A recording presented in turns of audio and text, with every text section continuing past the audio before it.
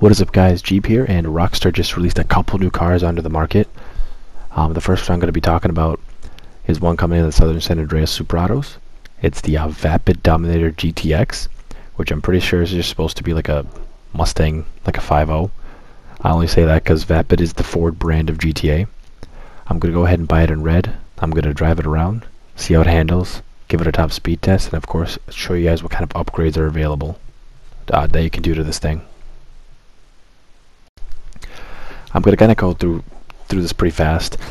Basically just do the basics like armor and upgrades, etc. But I found some pretty basic stuff like that you could do. But the brace bar was kind of cool. I thought that was pretty authentic. And then I also, of course, the engine upgrades. The exhaust I thought were really cool too. I found these ones at the end that were just protruding out. They look pretty ridiculous, so I had to put them in.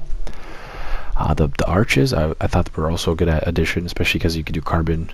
The grill is pretty basic, but still I like the option of being able to do something like that.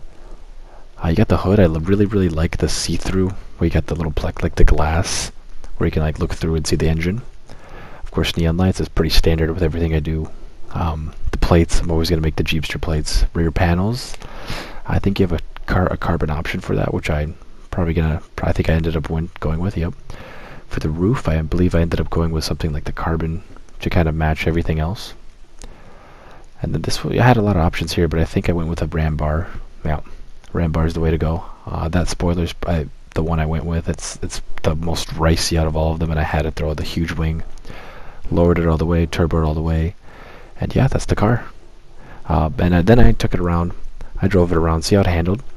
And compared to like other muscle cars you can pick up off the street, like the Dominator, it actually handles really well for what it is. Most muscle cars in GTA, from my experience, don't handle too well. But this one was pretty decent. That was a bad example of it, but like a lot of turns I was hitting were pretty smooth.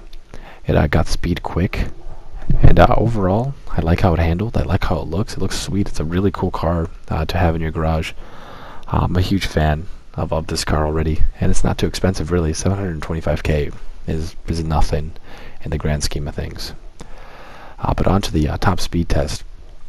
I tested it on the top speed track. I did pretty decent. I'm not gonna lie. This car, I believe, at the end here it gets a 259. If you compare it to, let's say, other vehicles, not necessarily in its class, because I don't believe we've done any muscle cars in its class to really compare it to any of those, but 259, the Cyclone, a really quick sports car, electric car. It won our quarter-mile test. It gets a 243 or 45 on this map. I was thinking that this would get around like 3 to 330, 330-ish, probably upwards of 3.5, and it didn't, and it surprised me. So I definitely think this is a buy. I really like this car. It looks good, I think, and again, I said it looks like a Mustang, like a newer 5.0.